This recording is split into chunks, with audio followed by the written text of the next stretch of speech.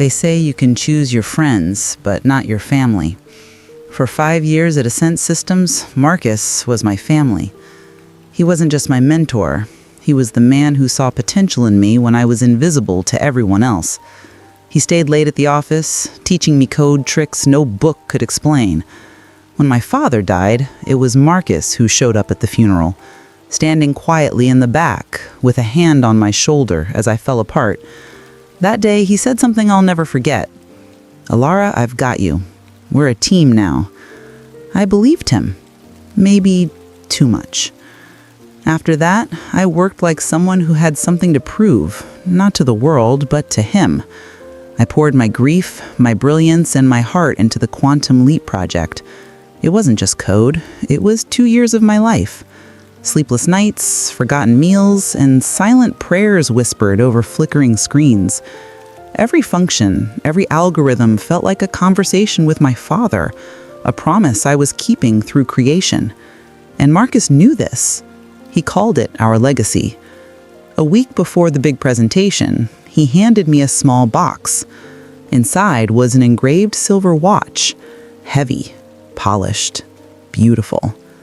"Time for a big promotion, Elara," he said, smiling. "Keep this close." I laughed, touched by the gesture, never imagining that the man who gave it to me was already sharpening the knife he'd used to cut me out. 2 days after the presentation, I received an email from HR. "Your position has been restructured effective immediately." I froze. I thought it was a mistake, but then I saw it. The company's press release.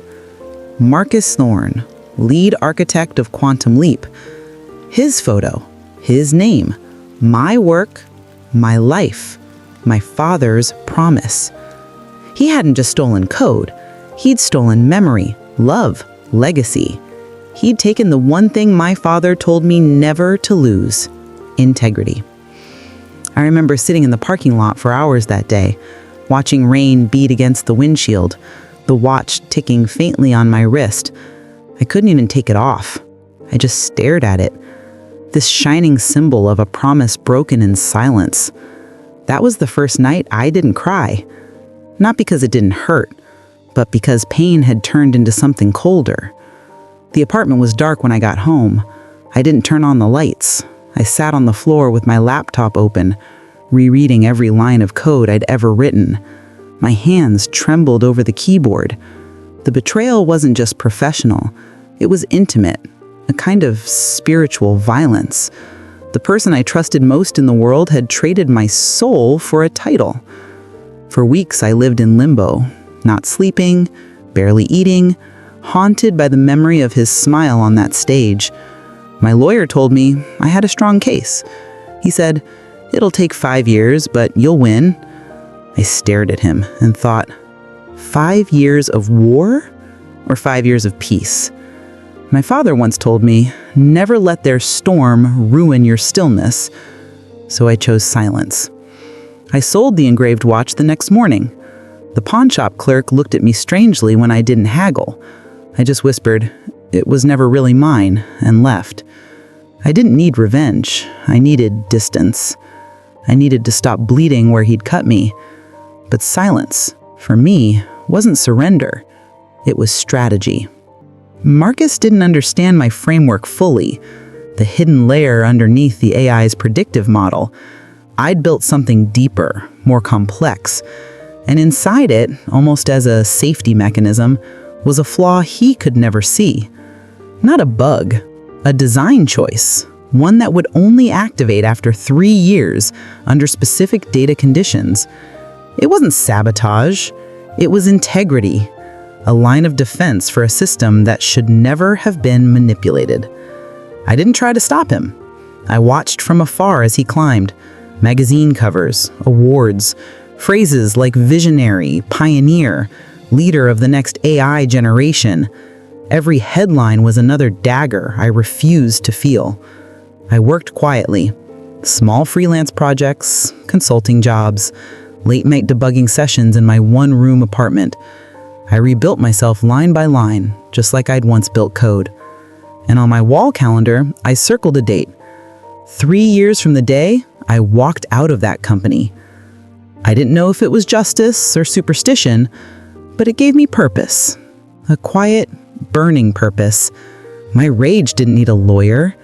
It had an appointment. When that day finally came, I didn't celebrate. I simply woke up early, made coffee, and opened my laptop. The city outside was gray, washed in morning rain. My inbox was empty, my phone silent. And then around noon, a notification appeared. A message from an old colleague. Marcus is panicking. The system is collapsing.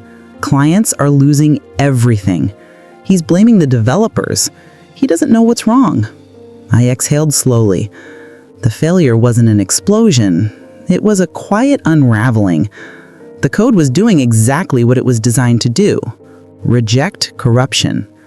The flaw had awakened. And the irony was beautiful. Hours later, another message came. He tried to blame you. The board confronted him. They reminded him that he claimed full credit. He's gone. Quiet resignation. No press, no glory.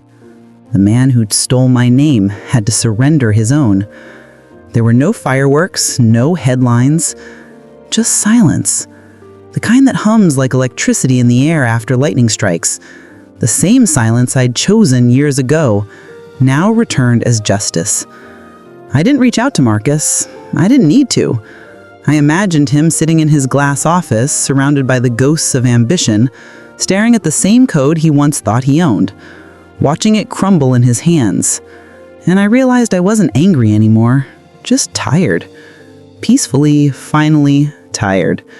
Months later, I received an offer from a rival company, the same one that had watched Ascent fall. They wanted to acquire my original framework, the version I'd built, ethically, cleanly. The deal was more than money. It was validation, quiet, dignified validation. But my real victory wasn't financial. It was spiritual. I no longer needed titles or applause to feel seen. I knew what I was capable of, and that was enough. Sometimes I walk past a watch store and see a model like the one Marcus gave me. I never stop. I never look twice. I have learned that time doesn't heal betrayal. It reveals truth. If you've ever been betrayed, if someone took something sacred from you, don't waste your soul trying to make them see. Let silence do what anger never could.